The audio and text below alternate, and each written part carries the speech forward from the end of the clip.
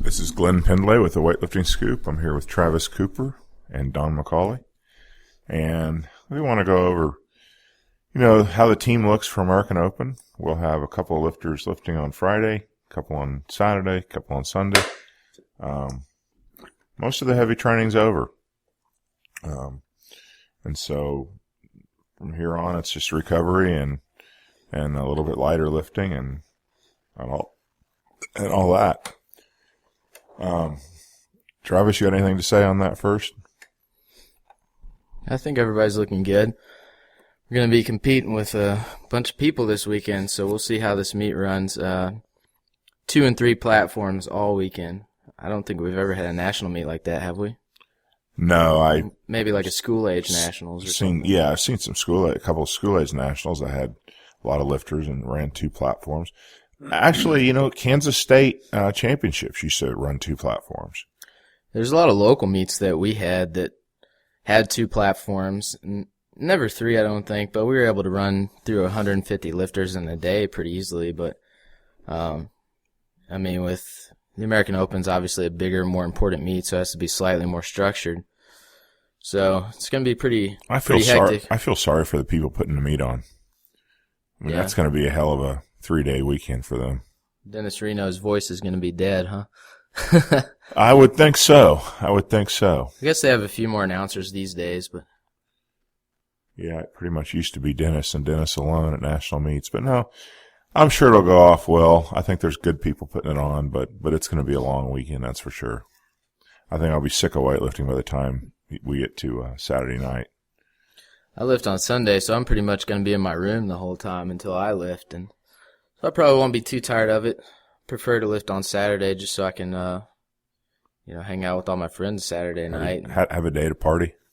Not necessarily party, but just, the great thing about weightlifting meets is it's kind of like it's a relatively small sport, so if you've been in it long enough, you kind of have a lot of good friends you only see once, twice, maybe 3 times a year if you're lucky, but it'd be nice to at least get to hang out with them instead of sit around in the hotel until Sunday, and then everybody leaves, so.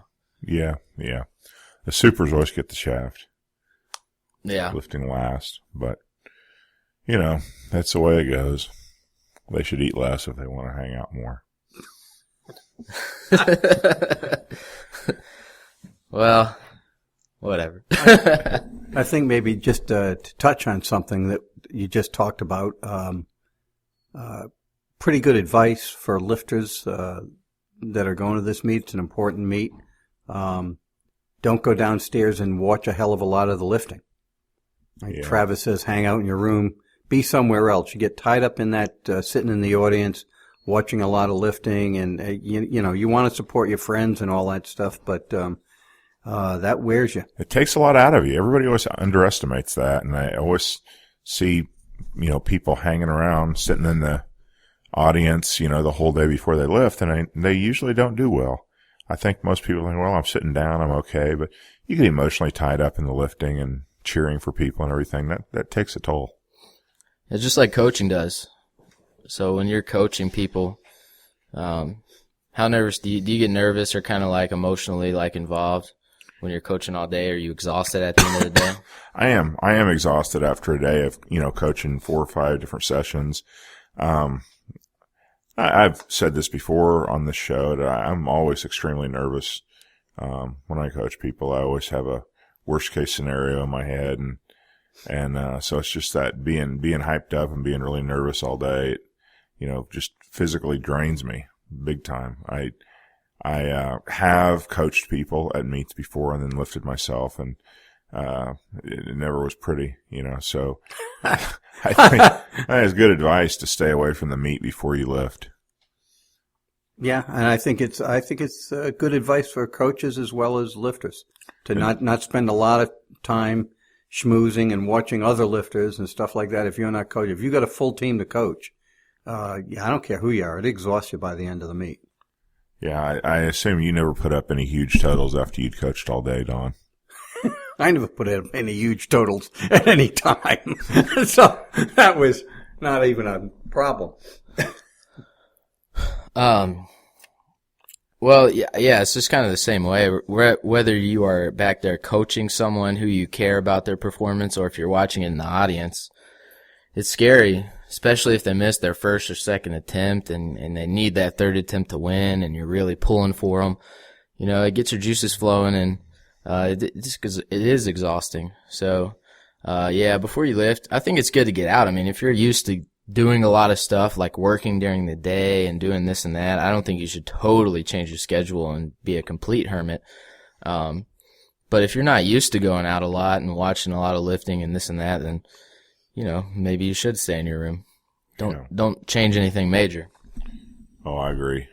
Absolutely. Yeah, me too. I mean, I think, like you say, you get the juices flowing. What you're having is an adrenaline reaction to, an exciting situation. And athletes depend on that, for their own performance. That's one of the things they have to have when they get out there themselves. And you can't keep hitting that gas pedal all the time. And if you're hitting it for nothing, if you're out there and your adrenaline is going and all this stuff is going for lifters that you're watching, you may spend some of the stuff that you may need when you go to lift. So you gotta watch that. Absolutely. So what's going to happen at the American Open with our lifters? Should we talk about the girls first? I think we should. Yeah, let's just start from the bottom up. We can talk about those weight classes, and I mean, if you guys know of any other battles that are going to take place, we can briefly cover those. And Morgan's going to be the first at 48 kilos, assuming she makes weight, which she should. She's barely over. But she had a pretty good letdown after Worlds because she came back from Worlds. She just started to get back into it, and she went to a wedding. Was gone for like 4 days. And it's been kind of a battle to get back up to where she was at Worlds. But she's done big lifts. She's done good lifts. She hasn't been quite as consistent as she was going into the Worlds. But I could see her totaling over 160. 160 was her total for Worlds. Yeah, I mean, she's definitely done numbers that would allow her that capability. This is the first year that she's really competed multiple times kind of on a big stage. So she went to the American Open last year, 2012, as a 53.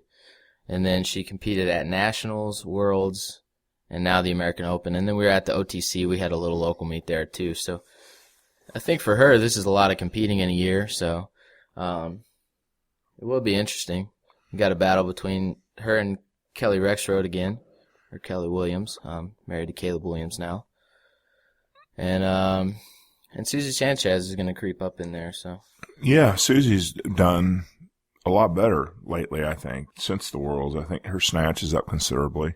Yeah, she snatched 70 a couple times in training and did like 85 last week or something. I mean, that's if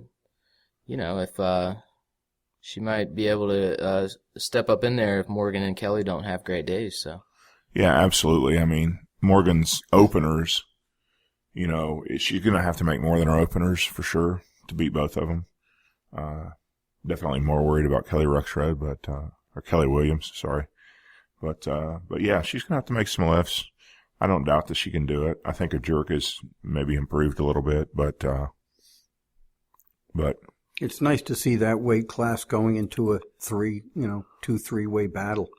Again, it means you're getting more numbers of quality people. Yeah, absolutely. I mean, you should have to make, 3 or 4 lifts to win nationals. It's not a good thing for weightlifting in general. I'd be happy if it was this situation for Morgan because she's my lifter, but in general, it's not good to have one person so far ahead they can go out and make, decent openers and walk away. Well, specifically in the 48 kilo weight class, I've never seen this many competitors. Well, first of all, I mean, it's just a record amount of competitors. They said this is the biggest meet in the world this year in terms of competitors. Yeah, that sounds right. So, not only that, I mean, usually there's like 5 48s. I think last year there was 10, and that was a big number. And now there's definitely over 20. So, I mean, that's crazy to me. I've never seen this many small women at a weightlifting meet. I mean, I think that's cool. I've never seen this many small women, period. I didn't know there were that many small women, period. Yeah. Ever, I think I just said that. I think you did, actually. I think, yeah. I'm gonna take that back. We can erase that, right? Yeah. We don't edit any of this. No. We don't edit any of this, but no, it should be a good weight class. And Morgan's had a big year, so hopefully she can keep it up and win the American Open. Who else do we? Rebecca. Yeah. Rebecca's a 75. I wish she was a 69 for this meet, but you'll have to ask her about that. She's improved more than anybody on the team in the last 3-4 months. Yeah, her numbers are up. It looks like, I was up here a while ago, and then I had a break and came up recently again. And boy, I thought it was the biggest change in technique that I saw of anybody. And her body even looks different. Oh yeah. I mean, she's just stronger. She does look a lot thinner. I guess there's body composition changing. Yeah. Just more dense. And, yeah, her snatch went up like almost 10 kilos in the past 3 months. Yeah, like 3 or 4 months ago, she was in the low 70s, and now she's in the low 80s. She's not as consistent as I would like to see her, She typically will maybe miss one on the way up, in the upper 70s or mid 70s, but she's snatching over 80 pretty regularly. And I'm definitely happy to see her take that step towards being in the top of her weight class. I think, she doesn't have much to go where she's going to be a threat for medals, and she's improving fast. And so I'm anxious to see her in the top. Typical weightlifting, she came here and made a good bit of progress at first, and then 3, 4, 5 months went by, and her consistency was better, but the top weights didn't move up very much. And then all of a sudden, it's just like skyrocketing, and that's just kind of like the process of weightlifting. Sometimes there's a lag, and then all of a sudden, you get a bunch of kilos at one time. Yeah, it's funny. She didn't improve her snatch or her clean off the floor at all for a long time, but then it started going up off the blocks until I think at one point she was snatching 5 or 6 kilos more off the blocks, and then there was that lag. And she kind of did the work and didn't see any progress, and all of a sudden, boom, the weights from the floor caught up to and actually passed the weights on the block. So, yeah, she's on the move, definitely. And I like I said, it's a matter of time before she's in the top 2 or 3 in her weight class, I think. I don't know. I think she'll be in the top 10 at this meet. I mean, if she totals, 180, 185, which she definitely could. I mean, she could total more than that, but I would expect her to hit 180. Her PRs right now are 82 snatch and 106 clean and jerk. So even if she doesn't have a perfect day, she should be able to top 180. And it put her in the top 10, and we'll see. I don't know. Yeah, based on the start list, that would definitely be in the top 10, potentially top 5. But given that Jenny Arthur and Samantha Zimmerman and Brianna Barnett are up there, I think a medal might be out of the question this time, but like you said, improvement's coming along, so maybe by nationals she might surprise some people. Who knows? And she might move down a weight class by nationals, so that would be good.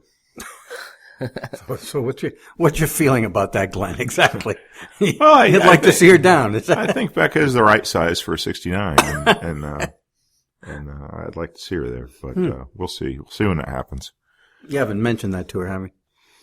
Oh, no, never. Not even once. No.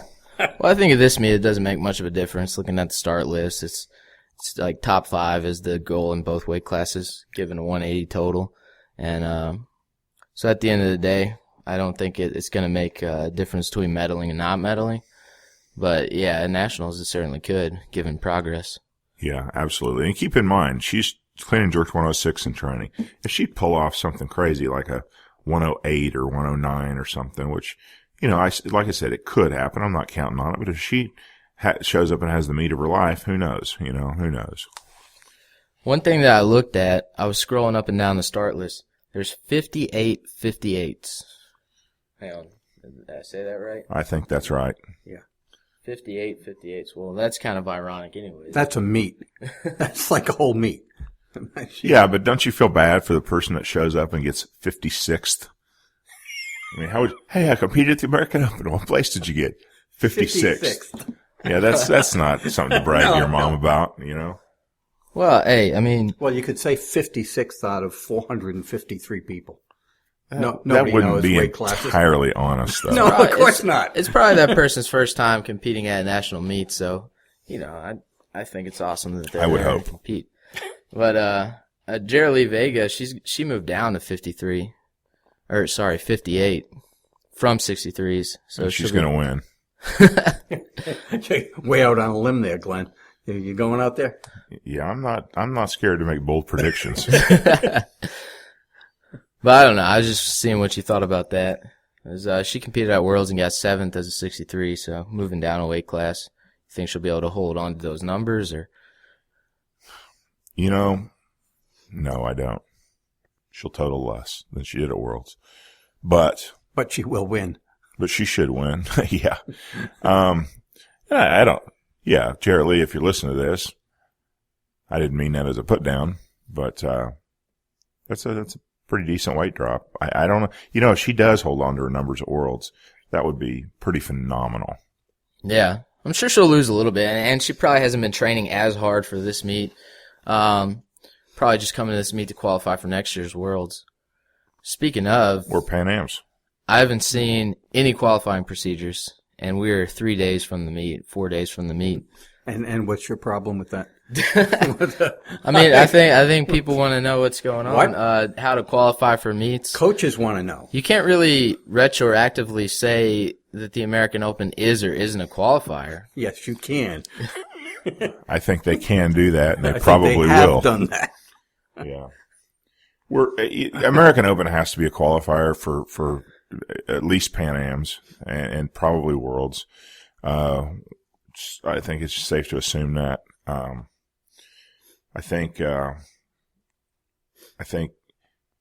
going to this meet, if you do really, really good at this meet, you're going to have an advantage in that you don't have to go to the Arnold. You don't have to total big at the Arnold. And that's going to give anybody that goes and really kills it at this meet a longer training cycle, a little time to rest, get in a good long training cycle for Pan Ams and Nationals. And that I think is the hope for several of the people on our team that should make the Pan Am team or should make the world team, that they do really good at this meet. They don't have to worry about training for the Arnold. Even if they decide to go, they don't necessarily have to train for it and really try for their best total. They can, like I said, have a nice long result producing training cycle for Pan Ams. Yeah, having a strategy and knowing. I mean, who knows? We might go to this meet and not do as well as we want to, or we might do better than we expect. But if you don't go, you don't know how you're going to do, right? So Absolutely. even though me, Morgan, and James went to Worlds, we're going to the American Open because we heard that this is a qualifier for Pan Ams and Worlds. Now, this hasn't been a qualifier for Worlds for 3 years now, but then we heard it was going to be, but there's no qualifying procedures for it yet. You haven't seen anything in writing on that, have you? Right, which would be nice to know. Just because, I mean, I don't know. Like, you should know that at least a week before the end of registration for the American Open, so you know if you should sign up for the meet or not. That would make sense. And That's asking a lot. and about stipends too. If they're different numbers for school age, senior, junior. Those are things that you should kind of know, and those aren't like your main goals going into a meet. Your main goal is to A, win, B, make the Pan Am team or world team, and then C, make stipend. But if you don't know those things, you can't plan for them. Yeah, and you're already on stipend, and that's great. Morgan's not on stipend from the USAW. I mean, she gets her stipend from Muscle Driver, but it sure would be nice to know what she has to total, who she has to beat, what the procedures are for her to get on stipend from USAW, because she definitely has that potential. I would like to know what she has with to James do. training so well too, he could jump up in stipend, and I think it's actually harder for the women just because of the percentages. Even when they're ranked higher, like based on placement, their percentages of the medaling totals are lower. So, yeah, just to know it, just to know the numbers. That would definitely be helpful. Well, it's just ludicrous for both coaches and athletes that these numbers aren't known. As you said, at least by the end of registration for this Open. It's just silly. That's a lapse that has been there before, and it'll probably be there again. And there's no need for that. Yeah, we do have another female that's competing for the team. That's Elizabeth Akinwale, also at 75. I have, heard that her lifting's not going the greatest right now, but until we see on the day, we really won't know.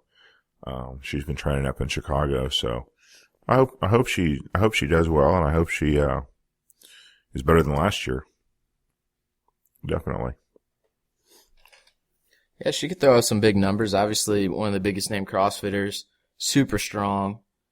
She was creeping up on a 90-kilo snatch and a 110 clean and jerk for a while.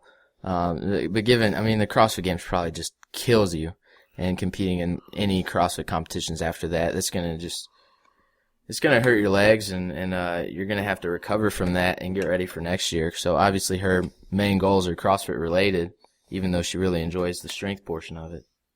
Yeah. That's one of those we'll just have to see on the day what happens. Absolutely. It's difficult to do a normal weightlifting training cycle when you're doing CrossFit and CrossFit competitions. So who knows what Elizabeth will show up with. I just don't know. We got I guess the first guy we got competing is Mike. Yeah, Mike 69 kilo weight class. I don't think Mike has really made a ton of improvements since nationals. But he should be good for the same type of total he's made at, made 275 at the Arnold, 270, I think, at nationals. Made 275 as well, same list, 2055 at both meets. Yeah. His training's been going all right. I mean, he's snatched over 20 several times recently and clean and jerk to above 50 several times recently. And I think that he should be good for those lifts again. It would be nice if he pulled off, either a bigger snatch or a bigger clean and jerk. But, like I said, he's just been kind of plowing along at about the same numbers. So I would expect about the same performance out of him. Him and Spencer Arnold will be going after it again. And Spence has crept up there and beat him on body weight at nationals, I think. And Mike pressed out his final clean and jerk at last year's American Open to lose to Spence. So it's created a little bit of a rivalry, I think. I don't really know how they each view it, but in my eyes, I kind of see a rivalry going on. Mike hates to lose. Yeah. He does not doesn't really demonstrate. He's not real vocal about it. He's not a gracious loser. But he's not a gracious loser. And so, I think that in his mind and his heart, he really, really, really wants to beat Spencer. So we'll see. Spencer had a perfect day, didn't he? Yeah. I can't remember exactly. He might have done 25, 55, but I can't remember exactly what he did, but he edged out Mike on his last lift. Yeah. It went 6 for 6 and Mike went 3 for 6 or 3 for 6, I think. 3 for 6 at the best. Yeah. And he went 4 for 6. He made one snatch, made all 3 clean and jerks. Yeah. Okay. But he opened a little lighter in the clean and jerk because the warm-ups weren't going so hot. Yeah, but he made all 3 of his clean and jerks and made 155. That's a battle in that class. It's, for the next few years is going to come down to who makes more attempts. You got 2-3 guys there that are all pretty close, and if anybody makes a mistake, the other one's going to jump up on them. Yeah. And that's going to be the way that is for the next 2 or 3 years at least. So on paper, at least, it looks like those 2 guys are going to be battling out, and that should be fun to watch. Hopefully Mike will pull something out. Not always the best training leads to the best meets, and I think that sometimes if you hit your best lifts in training, you're not always as strong. You're not on the way up, right? So I think he might be in a good position to surprise people. And we know he can snatch well. I mean, we both seen him snatch 131 in the gym. But yeah, if he makes lifts, it'll be a battle with probably Mike coming out on top. If he doesn't make lifts, then he's not going to win. So, 42 69 kilo weightlifters. That's awesome. Glenn's not impressed. Oh, yes, I'm impressed. I didn't know there were 42 69-kilo senior lifters in the U.S. I mean, that's huge. Oh, that's a big number. Yeah, that's crazy. Maybe Absolutely. we can get those guys together with the 58 women. That'd be nice. There you go. There'd be a bunch of 5'0" people around the world. Yeah. That is some sick shit. Well, it would be. Well, you know, I'm just saying. Breeding for better weightlifters. Breeding for weightlifting. Oh, I'm sure no country has ever done that. Oh, my God. No, that's never happened. That never happened. I guess we got James next. James has been on a tear lately. I'm almost worried about him for the meet. He's lifted so many heavy weights. Yeah. He's doing 40 and 70, super easy. Yeah. Probably going to be opening somewhere around there. I think he got a lot of external motivation because there's this Leo Hernandez who's pretty good. He's did a 310 at 77. And James never totaled a 310 in a meet as a 77. He did a local meet weighing like 79. He did a 316. But he certainly wants it. He's been fighting for those weights lately, and geez. Yeah. Cleaned 400 pounds recently, 182 kilos. Snatched 147. I think the same workout, actually. Different workouts, but he did rack 182 that day again, but he wasn't able to stand up with it. Either way, he hit a PR clean jerk that day of 175. And Glenn, do you notice that Travis's memory is a hell of a lot better than ours? Is that Absolutely. Better than yours, Don. What do you Speak for think? yourself. Yeah, okay. Well, everybody's better than mine, but But no, James has made improvements. There's no doubt. I think James has made improvements in his strength. Not that there's been that much improvement, but I like him working wider in the squats. And I think he's the type of lifter because he's one of those, we used to call them tendon lifters. I think any little improvement he makes in strength, really shows up in his lifting. Yeah, it translates well. Translates well, yeah. But do you, what was it, Friday, I think, or Monday, when Travis, with your super memory, you should remember, James put he was supposed to go 140 and 165. that was Monday. Monday. Yeah.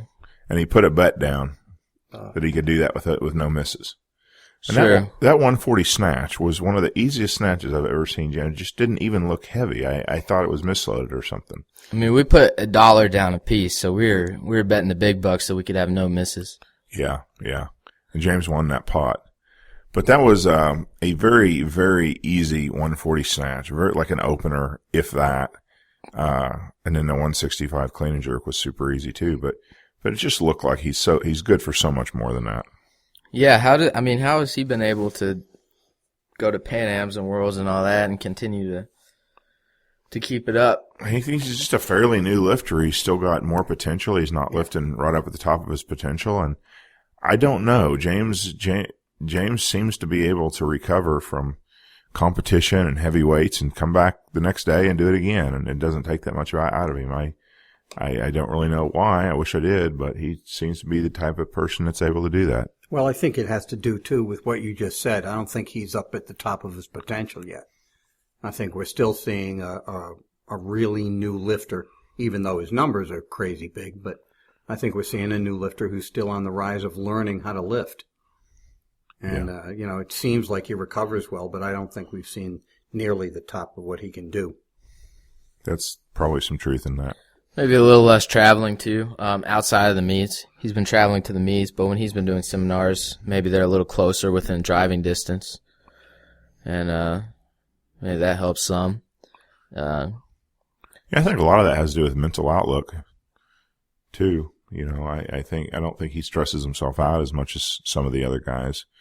I don't know. I wish I knew the secret, because it would be nice if everyone could compete all the time and not get tired.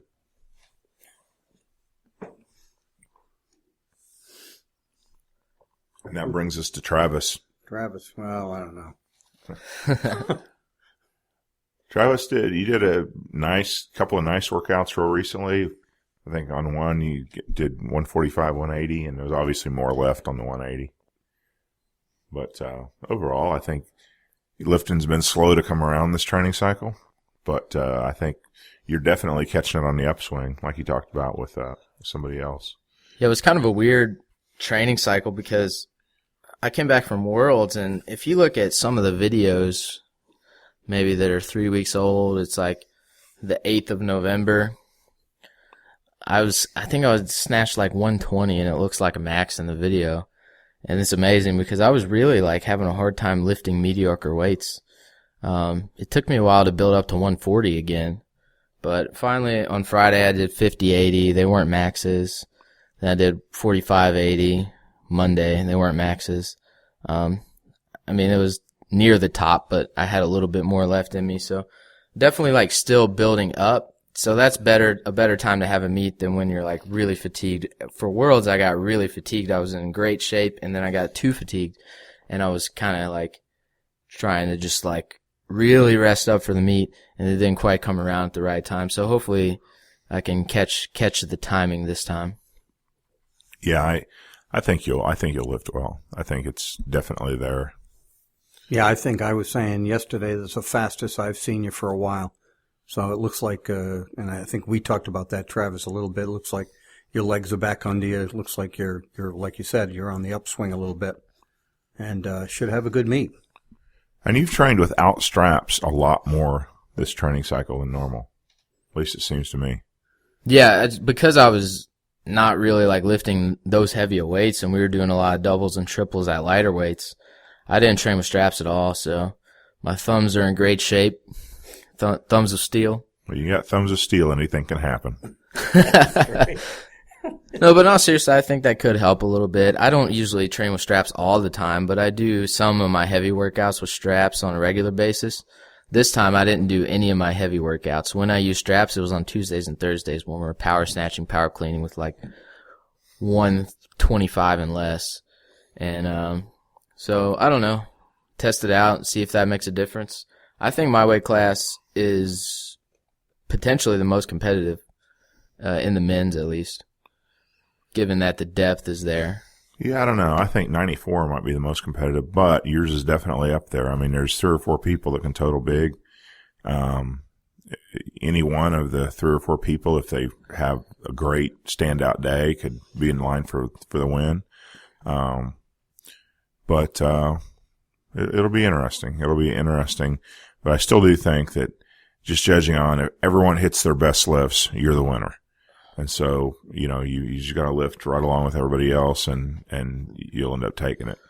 Sure, make lifts, and that's all I want to do anyways. Coming off of Worlds, I only made 2 lifts, so obviously I would like to get back to my usual self, make 4 to 6 lifts. Like 90% of the meets I've ever been in, I make 4 to 6 lifts. And I've gone 6 for 6, 5 or 6 times. So I'm usually pretty good at being consistent and like calling the correct weights, making the right jumps. So hopefully I can really feel in the warm-up room and after my first attempt, like make smart jumps so that I can make attempts. But like previous to this year, Kendrick was the only one snatching over 150 for the most part. Matt Bruce and Zach Critch, they never really snatched over 150, even at the top of their game. They were very big clean jerkers. They did once or twice, but lately it seems like 3-4 people can snatch over 150 in the weight class, even though nobody's at 160 like Kendrick was, or in the high 50s. I mean, it seems like the depth at those weights is at least higher. Yeah. Now, in the clean and jerk, I don't think anybody is, closer than, say, 10 kilos from you. Well, John McGovern, John McGovern. He actually has come around. He did like 188, so, I mean, that kid is making some big improvements. It seems like people at the OTC, like, things are going right for them. They're all young, getting a lot stronger, so can't count anybody out. I mean, there's also an international weightlifter in there from Uzbekistan who's done a 335 at the Arnold, and Anthony Pomponio and Torito are around 150 in the snatch. And Torito's amazing. He doesn't look like he can snatch 150.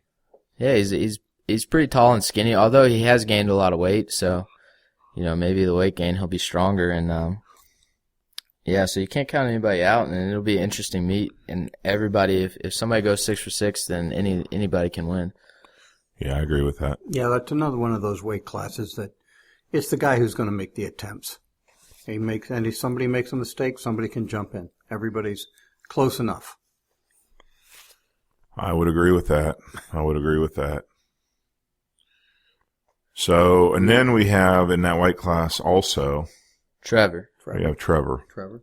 Trevor's definitely improved from where he was in nationals.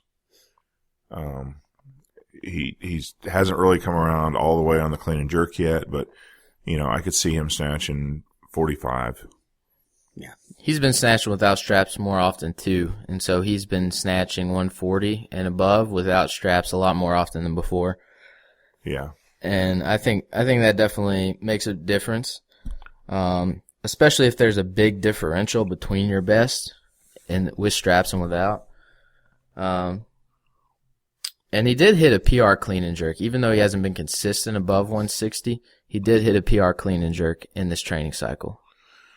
Yeah. I mean, he could definitely total over 300. There's no doubt. Put himself in the top 10. That's kind of my goal, I guess, for him. Be really nice to see a top 10 finish and be really nice to see a 300 total. I think he did 287. Is that right at nationals, somewhere around there? Yeah, he's 135 and 156 or something. 50 something, yeah. Either way, yeah. I mean, a 300 total would be a significant improvement on that meet, and would also, I mean, just that's a big benchmark to get in a meet. At a national meet, and then from there he can start getting up to 320 because he's really capable of those numbers. He's done 50 a few times in training, and he's cleaned over 70 multiple times. So we get that jerk on track. He's right there at the top of the weight class. And his jerk is improving. It's definitely looking better than it did several months ago. It's coming around, and he's strong enough to do it. So you were talking about the 94 weight class being the most competitive. Well, you got the start list in front of you, don't you? You got Colin Burns, D'Angelo Osario, Frankie Murray, Kyle Ernst. I mean, definitely those top two guys. Yeah, I would put my money on D'Angelo just because he's got a big clean and jerk, definitely, to back up the snatch numbers. But Colin Burns has snatched 166 in training. Yeah, without straps, nothing like that. Yeah, if he can pull that off in the meet, and D'Angelo doesn't snatch really big. I think his best is 159. If Colin can get a cushion, in the snatch, then he could do it. But D'Angelo's clean and jerk 200 kilos in training, and he did 160 and 200 together on Friday. Well, if he does that, then I'd say it's over. You're going to give it to him? I'm going to give it to him. It'd be interesting if Jared Fleming was in the mix this meet. Unfortunately, he's hurt, so we're not going to see that. But in the future, seeing like Kendrick, D'Angelo, Colin Burns, I mean, you're going to have a fair amount of people snatching in the 60s, and Kendrick may not win the snatch. He's got a big clean and jerk. I mean, if Kendrick snatches 160 or above, I'd say my money would be on him. But if he, misses a snatch or two and gets behind 10 kilos, anything could happen, and especially with D'Angelo, he can clean and jerk 200 or more.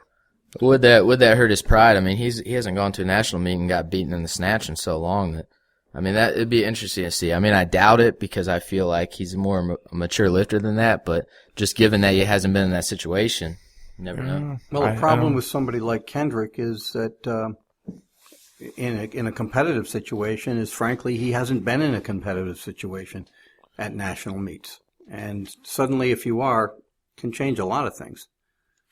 Yeah, I agree. It'd be interesting. I think anybody that's been in weightlifting for the last 8 years, Kendrick has kind of been that one guy that's out, 10, 15, however many kilos ahead of everyone else. And to see him get pushed or maybe even lose at a national meet, that would be interesting to see how he takes it and how it affects his lifting. Mostly just how it affects his lifting into the future.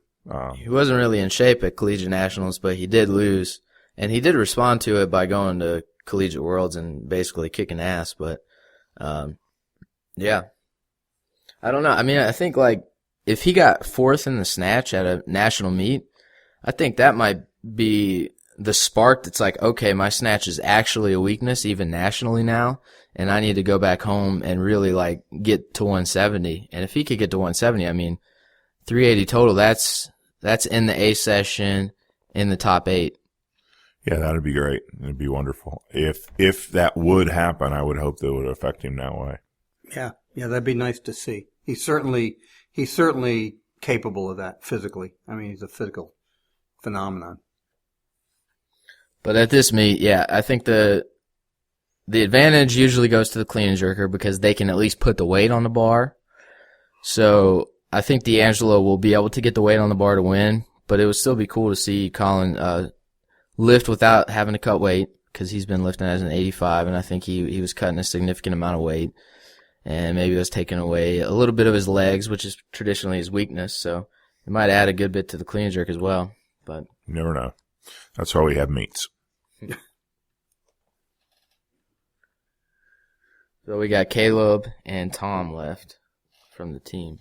Well, we got Caleb and we've got Tim. Yeah, we got Tim in the 105. And Caleb's number 7 on the start list. What it's all going to come down to for Caleb is the snatch. I mean, we all know, everybody knows by now that he's very inconsistent, and the snatch is kind of a weakness for him. If he can pull off a decent snatch, 140 or above, I honestly think Caleb can. I don't know if he will, but it's definitely possible for him to clean and jerk 200 or more.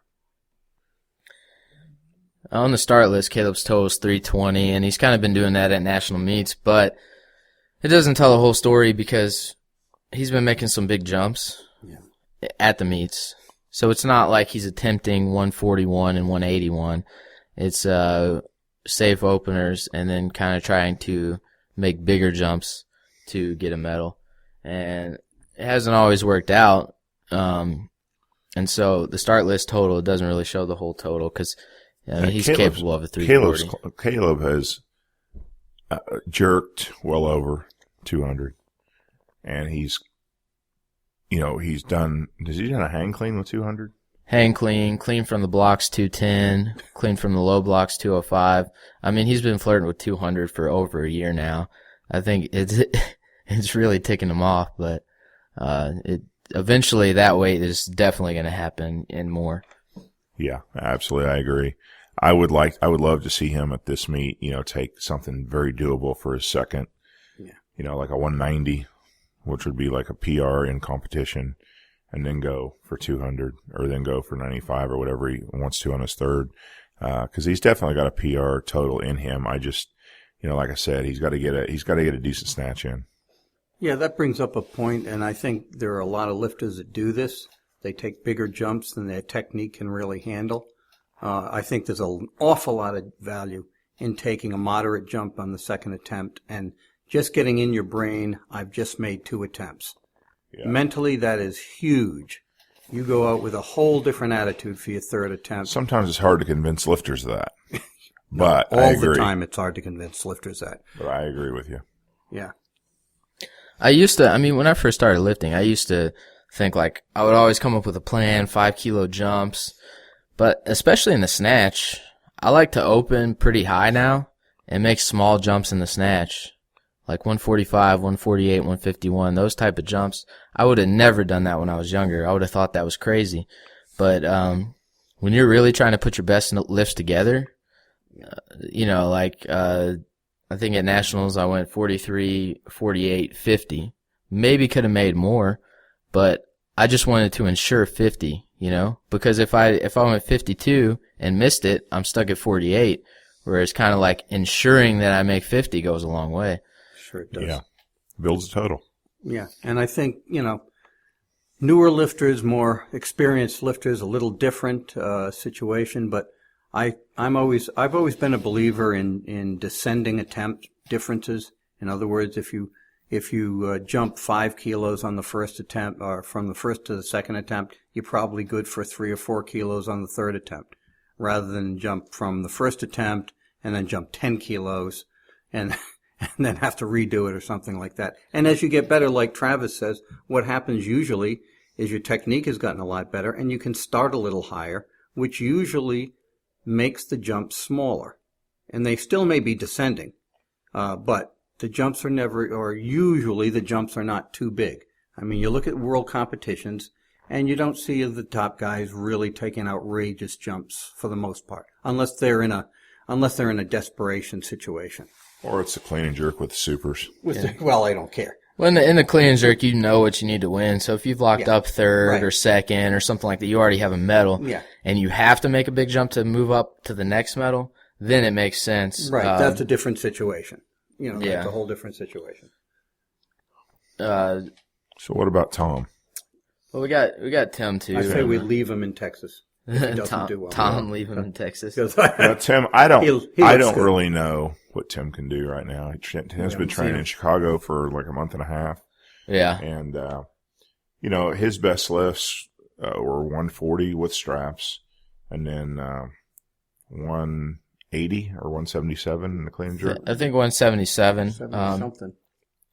Yeah, regardless, his start total is 300 on the start list. I would expect him to do better than that. Yeah. If he can creep up over 300, I think that would be a meet PR, especially at a national meet. So I think he's certainly capable of PRs, and it'll be good to see him again. So absolutely, he's got that Chuck Norris thing going for him. Yeah, that should be worth more than 300 right away. Absolutely, I think I should award team points for that, don't I? I think they should. I'll bring that up. Tom's in an interesting situation this time. He's in a situation where he probably should medal, given that he makes a fairly good total. Second on start list, and Kane Wilkes may not even show up. He signed up, but is he going to come? He just competed at Worlds. We all are, so he probably will. But if he doesn't, Tom could win. Yeah, I would expect him to show up. And if he does, he totals like 40 kilos, 50 kilos more than Tom, so it's not really a competition between them. But yeah, Tom could do well. But Tom is, he did bomb out last year on the snatch. He's not a real consistent snatcher. We will probably be somewhat conservative in the snatch just to make sure he puts one up. Because if he puts a total up, he's probably in second place. The only person, I don't know a lot of these people on the start list. Jason Starks is in there. He's snatched 160 in the past year and a half, 2 years. I think actually the last time he competed was at the Arnold in 2012, and he snatched 160. So if he was able to do something like that, he would certainly be up there with Tom. I think Tom is a slightly better clean jerker right now. But yeah, it all depends on the snatch, making lifts in the snatch. Yeah, with Jason, he's older. He's over 30, and he's real up and down because he's had some injuries and stuff. Mm-hmm. And he could show up and do a 360 total, and he could show up and do a 330 total. I just don't know. Yeah, and Tom, I think Tom has looked better recently. I think he looks good. His form is coming around. He's had a couple little back issues, but they seem to be clearing up. The big thing is just what we're talking about. He's got to get a couple of attempts in. Yeah. He gets a couple of attempts in, then he may go for the ride through the clean and jerks after a couple of snatches. That may be that's a big thing for him. Now we got Sean, right? Yeah, Sean. This is his first national meet.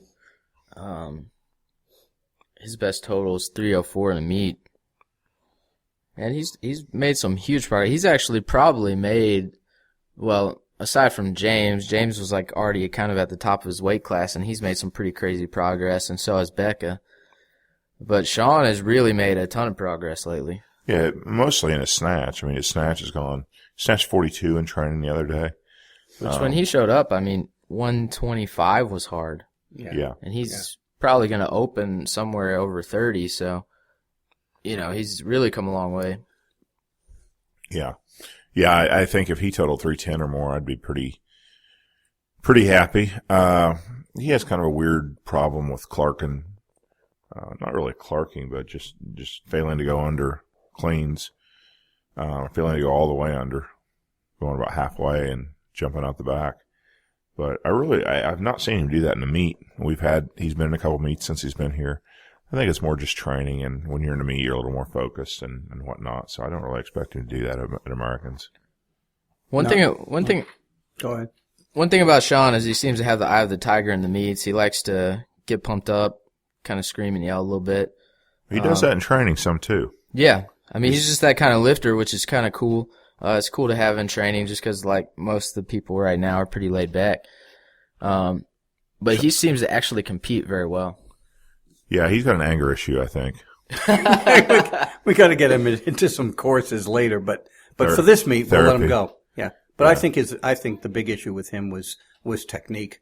And I think his technique has improved a lot. He's just figured some stuff out, and obviously the numbers go up because he's a fairly strong boy. Especially that damn jerk of his. And he might have a slight flexibility issue. Slight. Oh no, that is what his flexibility is. Slight. Yeah. That kid can't even get below parallel on a squat sometimes. I don't know what his problem is. As his flexibility and technique continues to improve, though, he is very strong, and he's got a phenomenal jerk. So, I mean, I expect him to eventually be a 200-kilo clean jerker because he can jerk 200 so easy. Yeah, definitely. Just the bar comes away from him off the floor, and I mean, it's kind of hard, like, because Don just moved down here, and he's going to be working with Sean some, and then, so like Glenn and Don can't really like change his technique 3 weeks before the meet, because he's going to be overthinking everything. You can work on some little problems. I mean, I used to get on him more for letting the bar come forward than anything else. Don's really kind of worked with him on the top of his pull, extending straight up instead of launching himself backwards so much. And, you know, I think between the two, I mean, he's gradually got better, and he'll still continue to gradually get better, definitely.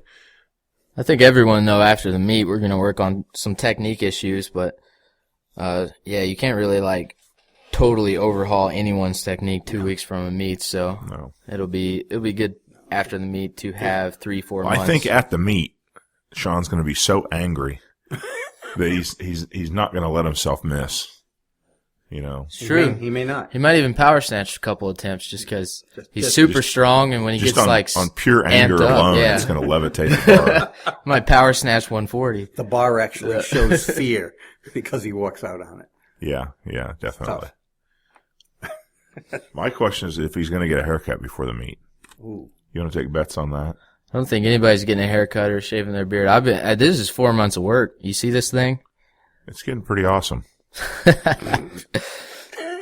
I'm curious. Don's laughing at me. He's talking shit or something. No. You don't want to upset anybody before a meet.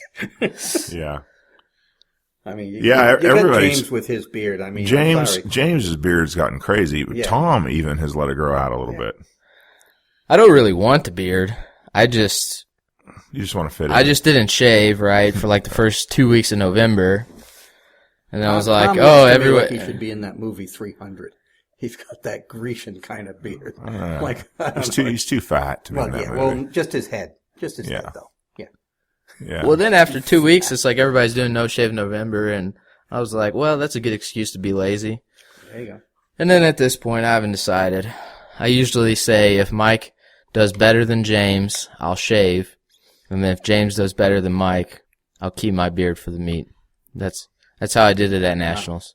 Yeah, well, it seems they both did good, but James did a little bit better. He got second, and so I was like, well, keep it.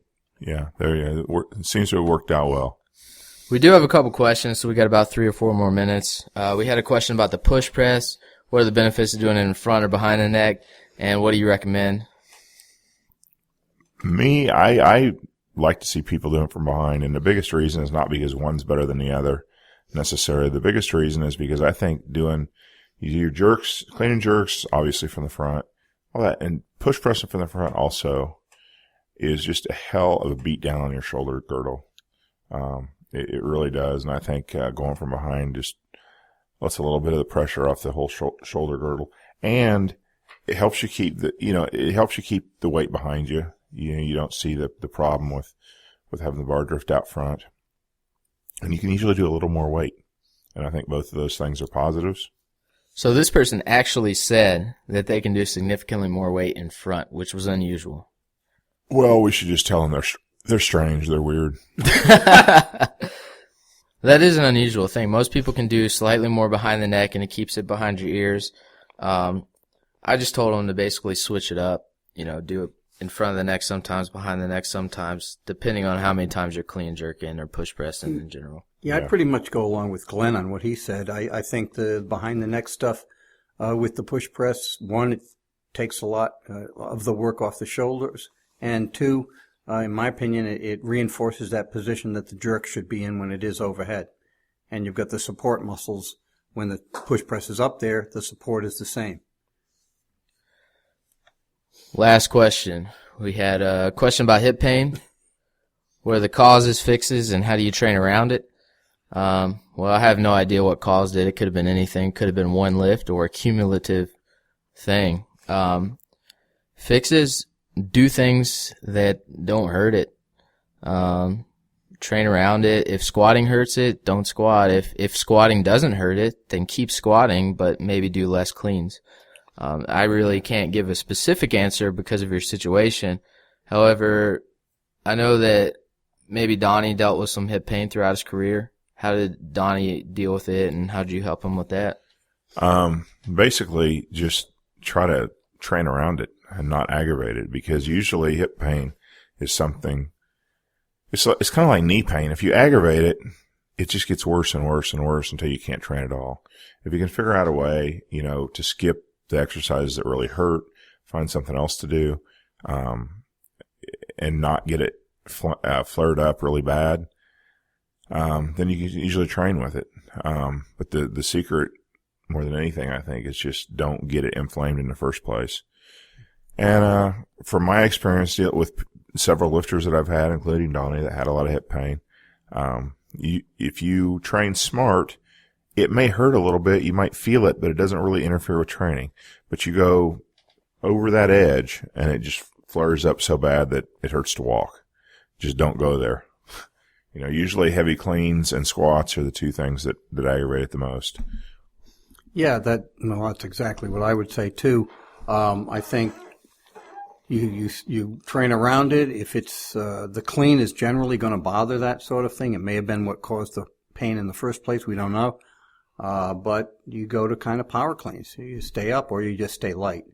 And squats, that's going to irritate it. If your foot position is irritating in the squat, and you can get away with moving your feet a little closer for a while, maybe you can get the squats in. You have to see about that. Could be an opportunity to focus on tempo instead of maximum weight for a little while, which in the end could be beneficial. You guys got anything else? No, just that general idea, not aggravating it as little as possible. Well, in general, even aside from the questions, just anything about the American Open, anything coming forward, new products? Well, everybody should buy at least 2 Pendlay bars, and I'm really looking forward to seeing Jerry Lee lift at 58. Is Cyber Monday over? I mean, it's not Monday anymore, but is the sale still going on, or probably not? I believe it is, yes. I believe This is the last day, December 2nd, so if you want to buy 6 new complete 400-pound sets. Well, it's December 3rd right now. Oh, it's just, well, shit. I think it may be over. I think that as we get to December 2nd, December 3rd, they're taking things off of sale when we run low on inventory. So you have to actually go to checkout or something like that to see if they still have the sale on. What was it like to dress up as Santa Claus in the ad campaign? Very hot. It was very hot. It was not cold at the time when we took that picture, and I actually on the photo on the website, I don't have my fake white big huge beard on, but I spent a significant portion of that photo shoot with all the Santa Claus on plus the beard. It was very itchy and it was very hot. That gets me in the Christmas spirit. Kevin said you looked like Bad Santa. Well, I thank you, Kevin. That's a compliment. That's okay. All right, well, tweet us at WLiftingScoop. Send us your questions at theweightliftingscoop@gmail.com. We've been getting a lot, so we appreciate that. And check out that Santa Claus picture, the ad campaign on MuscleDriverUSA.com. I think it's on Pendlay.com too.